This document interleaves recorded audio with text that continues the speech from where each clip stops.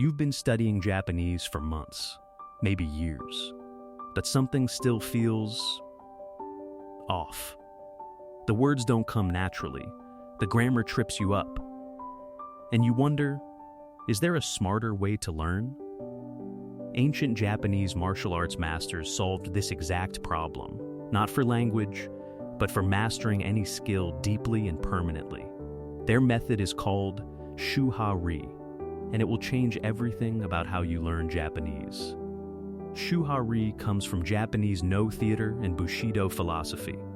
Shu means to follow the rules. Ha means to break from convention. Ri means to transcend and become the art itself. Most Japanese learners jump straight into the middle stage, trying to be creative before building foundations. They experiment with their own grammar before mastering the patterns. This is why progress feels so slow. In Japanese learning, Shu means choosing one textbook, one method, one teacher, and following it completely. No mixing apps, no jumping between resources, just deep, faithful practice of the fundamentals. In practice, complete one structured course before adding another. Mimic native speakers exactly. Their pitch, their pauses, their rhythm. Treat every grammar pattern like a kata. Repeat until it becomes reflex. Here is something most teachers never tell you about the Shu stage. The goal is not just to learn grammar. The goal is to install grammar so deeply that it fires automatically, before your conscious mind has time to think. Think of it like muscle memory for your mouth. When a Japanese child grows up hearing and, they don't analyze it. They absorb it. Your Shu practice must do the same. Once your foundation is solid, you begin to question. You test different structures. You compare how your textbook says something versus how real Japanese people actually say it. You start to make the language your own. This is the stage where you start consuming native content. Japanese dramas, podcasts, manga, without constantly checking a dictionary. You notice patterns that no textbook ever explained. Your ears begin to truly hear Japanese. Let me tell you what the Ha stage really feels like when it begins to work. You're watching a Japanese drama, and you laugh at a joke before the subtitle appears. You're in a convenience store in Tokyo, and you answer the cashier without rehearsing the sentence first. That sudden, startling moment when Japanese stops being a translation exercise and starts being a direct experience, that is Ha breaking open. That is the language beginning to live in you. This is the rarest stage, and the most beautiful. Here, you no longer think about Japanese. You simply speak, feel, dream in it. The rules dissolve. The language becomes you. Most people think fluency means knowing every word. It doesn't. Fluency means your mind has stopped working against you. In the Ri stage, you no longer translate in your head. You no longer search for vocabulary. You no longer conjugate consciously. Instead, Japanese thought arrives fully formed. Like a dream, you are already inside. The philosopher Alan Watts once said that the master archer does not shoot the arrow releases itself. At Ri, you do not speak Japanese. Japanese speaks through you. Now, how do you actually apply SHU-HA-RI to your Japanese study routine? Here is your practical roadmap. Starting from absolute beginner all the way to natural fluency, using this ancient framework as your guide. Shu phase, months 1-6. Choose one beginner resource. Genki, Japanese Pod 101, or a single tutor.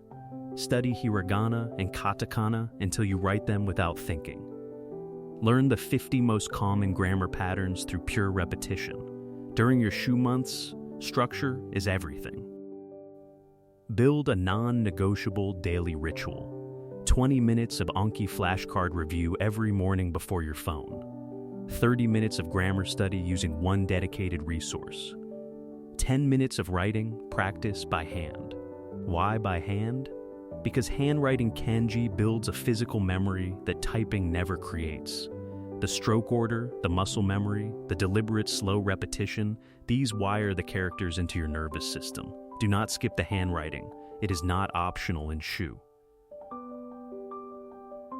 Ha phase, month 718. Now introduce shadow listening. Echo native speakers in real time. Watch Japanese dramas without subtitles. Start a language exchange. Write a daily journal in Japanese. Make beautiful mistakes. Embrace them. In the Ha phase, your relationship with mistakes must completely change. In SHU, you minimize mistakes because you are building a clean foundation. But in Ha, a mistake is a data point. Every time a native speaker looks surprised, corrects you gently, or rephrases what you said, that moment is gold. Write it down. Return to it. That surprise on their face means you have discovered the edge between textbook Japanese and living Japanese. The edge is where fluency is forged. Stop studying Japanese and start living in it. Think in Japanese first. Solve problems in Japanese. Dream in Japanese. At this stage, translation fades. Understanding arrives before the mind can intervene. The most common mistake? Staying too long in SHU. Many learners perfect the basics forever, afraid to make mistakes in real conversation. Remember, SHU is the foundation, not the destination. Here's how you know it's time to move into Ha. You can construct a complete Japanese sentence in your head, any sentence, in under 5 seconds. You can read hiragana and katakana without conscious effort. You have completed at least one structured beginner course cover to cover. If all 3 of those are true, it's time. Step through the gate. And the second mistake? Rushing past Ha. This is where most advanced learners plateau. They communicate, but never refine. They speak, but never listen deeply. Ha is where your ear for Japanese nuance is born. Do not rush through it. Let me give you the 3 signs that you've truly completed the Ha stage and are ready for Ri. First, you can follow a fast-spoken Japanese conversation between 2 native speakers, not perfectly, but mostly. Second, you have a Japanese vocabulary of at least 3,000 words, not from a list, but from real encounters in dramas, conversations, and texts. Third, when you make a grammar mistake, you feel it before someone corrects you. That inner ear, that instinct for what sounds right, is the clearest signal that Ha has done its work. Let me give you one deeply powerful technique for each stage of SHU-HA-RI. These are the single highest leverage practices used by the fastest Japanese learners in the world. Write these down. Find 10 real example sentences for every new grammar point you learn. Not just the textbook example, find how it appears in novels, on Twitter, in speech. This is how patterns enter your long-term memory. The neuroscience behind this is clear. When your brain encounters the same structure across wildly different contexts, a love letter, a news headline, a comedian's punchline, it stops treating it as a rule to memorize and starts treating it as a natural feature of language itself. That is the difference between short-term drilling and genuine acquisition. Take a 20-minute audio recording of native Japanese, podcast, drama, anything. Walk and shadow it simultaneously, speaking out loud, matching rhythm, pitch, and speed. Do this daily. Your speaking will transform in 30 days. Why walking? Because when your body is in motion, your conscious editor, that anxious part of your brain that wants to analyze every syllable, quiets down. Walking activates a semi-automatic state where language flows more freely. Many of the world's most successful language learners report that walking shadowing was the single technique that made everything click. Begin narrating your life in Japanese inside your head. Describe what you see. Comment on what you feel. Argue with yourself in Japanese. This is the final bridge between knowing Japanese and being Japanese. Start small. Narrate your morning routine in Japanese as you do it. These are not impressive sentences, but they are real thoughts happening in Japanese, not translations. Over time, your internal world reorganizes itself in Japanese, And when your inner voice speaks Japanese, your outer voice will follow. Here is the most important insight of all. SHU-HA-RI is not linear. Even advanced speakers return to SHU when they tackle a new dialect, a new formality level, or a new field of vocabulary. The cycle repeats, and each cycle makes you stronger. Here is a concrete example of the SHU-HA-RI spiral at work. Imagine you have reached conversational fluency. Your ha is solid. You can discuss everyday life, express opinions, navigate Tokyo without difficulty. Then you decide to learn Osaka dialect, Kansai Ben. Suddenly you are back in SHU. The grammar endings are different. The pitch accent flips. The vocabulary shifts. You must follow the new form faithfully. Listen, imitate, repeat before you can play with it. Then ha again. Then ri. A new ri, richer than the last. This is not regression. This is deepening. The samurai did not become masters in a single season. Miyamoto Musashi spent decades refining his sword, writing the Book of Five Rings at 60, at the very end of his life. But he did it with a system, a philosophy, not just with effort. Give your Japanese study the same strategic depth his sword received. Now let me give you something that most Japanese learning content never addresses: the emotional arc of the journey. In your SHU months, you will feel controlled and productive, but sometimes bored, like a musician practicing scales alone. This is correct. Do not confuse boredom for failure. In your ha months, you will feel excited and frustrated in equal measure. Exciting because you're breaking through.